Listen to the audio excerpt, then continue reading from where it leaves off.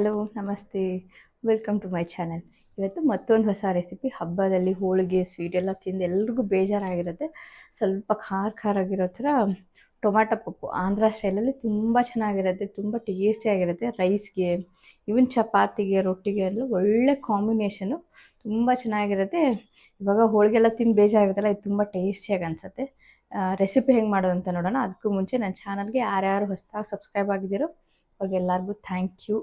ನಿಮಗೆ ಸಪೋರ್ಟ್ ಮಾಡಿ ನನ್ನ ವೀಡಿಯೋಸ್ಗೆಲ್ಲ ಇಷ್ಟಪಡ್ತಿದ್ದೀರಾ. Thank you so much. ಬನ್ನಿ ರೆಸಿಪಿ ಹೆಂಗೆ ಮಾಡೋದು ಅಂತ ನೋಡ್ಕೊಂಬಿಡೋಣ. ಇವಾಗ ಟೊಮ್ಯಾಟೊ ಪಪ್ಪು ಹೆಂಗೆ ಮಾಡೋದಂತ ನೋಡೋಣ. ಅದಕ್ಕೆ ಫಸ್ಟ್ ಏನೇನು ಬೇಕು ಅಂತ ನೋಡೋಣ. 1 ಕಪ್ಪಷ್ಟು ತೊಗರಿಬೇಳೆ, 1 ಕಪ್ಪಷ್ಟು ಚನ್ನಂಗಿ ಬೇಳೆ, ಒಣಮೆಣ್ಸಿನ್ಕಾಯಿ, ಬೆಳ್ಳುಳ್ಳಿ, ಹಸಿಮೆಣಸಿನ್ಕಾಯಿ, ಮೇನ್ ಟೊಮ್ಯಾಟೊ, ಸ್ವಲ್ಪ ನೆನೆಸಿದ ಹುಣಸೆಹಣ್ಣು, ಎಣ್ಣೆ, ಮಸಾಲೆ, ಅರಿಶಿನ, ಖಾರದ ಪುಡಿ, ಉಪ್ಪು, ಇವನ್ನೆಲ್ಲ ಹಾಕಿ ಬೇಯಿಸ್ಕೊಂಬಿಡೋಣ. ಬರ್ರಿ, ಇದು ಬೇಯಿಸ್ಕೊಳ್ಳೋಕೆ ಕುಕ್ಕರ್ಗೆ ಹಾಕೊಳ್ಳೋಣ. ಫಸ್ಟು ಕುಕ್ಕರ್ಗೆ ಬೇಳೆ, ಚನ್ನಂಗಿ ಬೇಳೆ, ತೊಗರಿಬೇಳೆ, ಬೆಳ್ಳುಳ್ಳಿ, ಹಸಿಮೆಣಸಿನ್ಕಾಯಿ,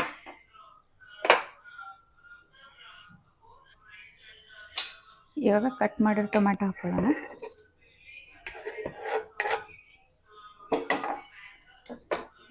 ಇದಕ್ಕೆ ನೀರು,